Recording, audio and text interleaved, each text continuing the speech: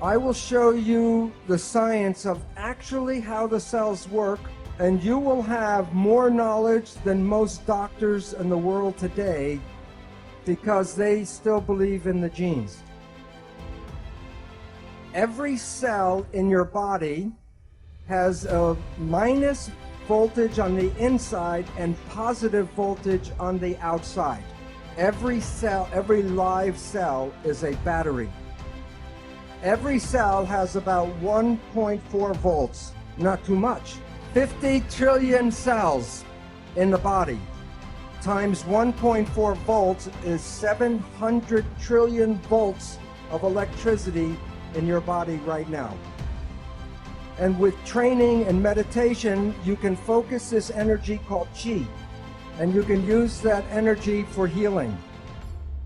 With that much voltage, people can self-combust. Every function in your body is already present in every cell. So where you have an organ in your body, the cell has an organelle, which means miniature organ. So the textbooks talk about the nucleus is equal to the brain. The nucleus is not the brain. The nucleus is the gonad. The nucleus does not control the cell.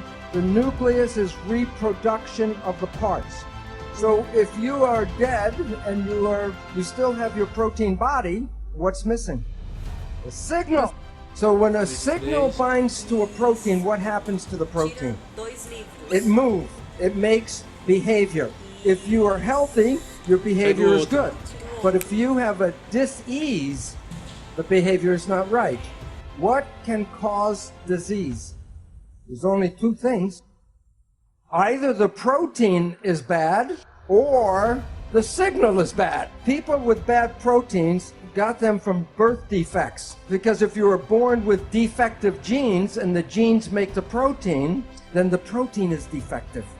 But less than 5% of the population has birth defects. That means 95% of the people should have a healthy, happy existence.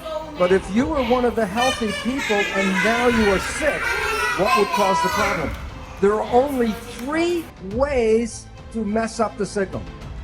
1, trauma. So if I fall off the stage and wrench my back, the signal is interfered with.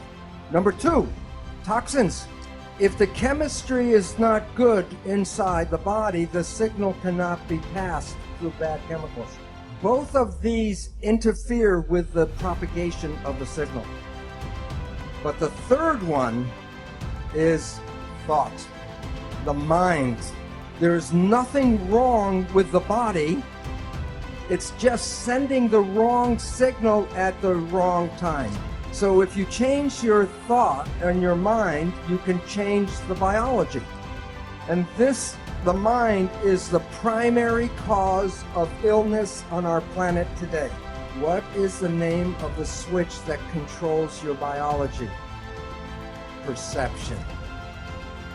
And why that's important is that it's you and how you see the world that controls the biology. We have been given misinformation. When people say a gene turned on and a gene turned off, it sounds like the genes make decisions. Here is the simple truth. A gene is a blueprint. The gene does no control. The gene is never on or off. The gene is read or not read. And what do you think controls the signal? Perception. You are not the victim of your genes because you control your genes. One gene blueprint using epigenetic control can make 30,000 different proteins from one blueprint. So you can come with good genes and then through epigenetic control create cancer, diabetes, and it has nothing to do with the genes but epigenetic control. It returns responsibility for your health to you, and you are not the victim of your genes. Yet every day the media still tells you that genes control this and genes control that. And then people get nervous about what genes are in their family. And as Greg Braden said before, if you look for the disease, you can create the disease through epigenetics. Right now, it appears that about 95% of cancer is not because of mutant genes, but because of epigenetic control. And it can be passed from parent to child like genes. But the difference is you can change your epigenetics at any time.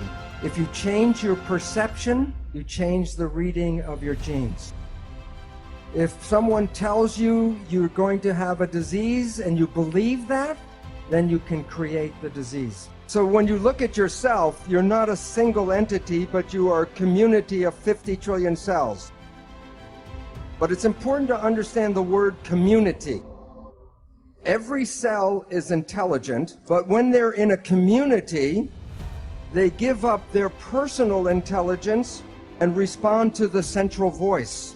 In that community, that a cell must follow what the central voice is. And if the central voice says to die, the cells will die. The central voice is the mind. There are signals from the environment, the internal and external environment. The brain, the function of the brain is to perceive the signals and then interpret those signals and then send the information to the cells to control the behavior and the genetics. So the function of the brain is perception, and from that creates the mind. Now, we have heard of something called the placebo effect, right? The placebo effect is when you have a very positive thought that something can heal you, even if it's a sugar pill, but you believe it's the real medicine, then you can heal yourself with that. So the pill didn't heal you, it was the thought that healed you. Statistics reveal that 1/3 of all medical healings, including surgery, are the result of the placebo effect. And this is what medicine does not tell you, is that there is negative thinking, and it's called the nocebo effect. And in the same power that positive thinking can heal you, negative thinking can kill you. Point is that negative thinking can create all the effects of chemotherapy. Now think about this. If a doctor tells you you have a disease, or the doctor tells you you're going to die, and you believe the doctor because he's the professional, the belief will give you a disease and can cause you to die. So belief becomes an important part of medicine. Now, many of you have heard about the drug Prozac. Every year, billions of dollars are spent on buying Prozac.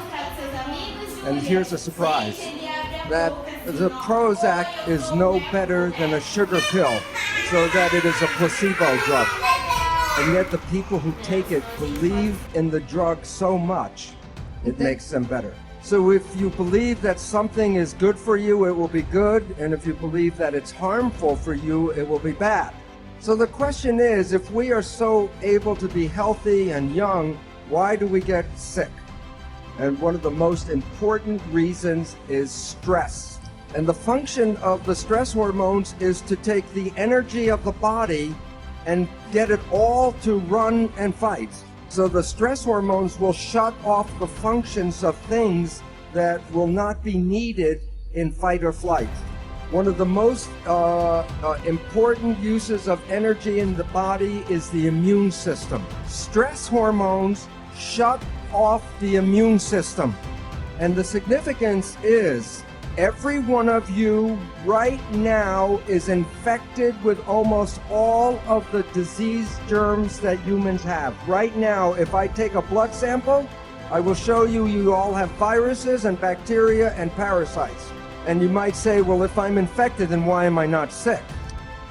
Because if your immune system is working properly, it will suppress these parasites and germs.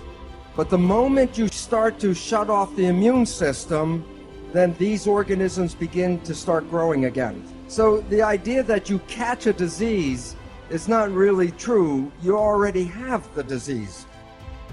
And the medical people call these germs and parasites opportunistic organisms. So if you are under stress and you shut off the immune system, then you give these organisms the opportunity to then make the disease. And yet when we get some of these diseases, we go to the medical doctor and they give us drugs to kill the germs and the bacteria. Well, this is very helpful if the disease is going very quickly. That was not the problem in the first place. The problem was stress that shut off the immune system. So to get healing is, okay, treat the disease, but also treat the stress.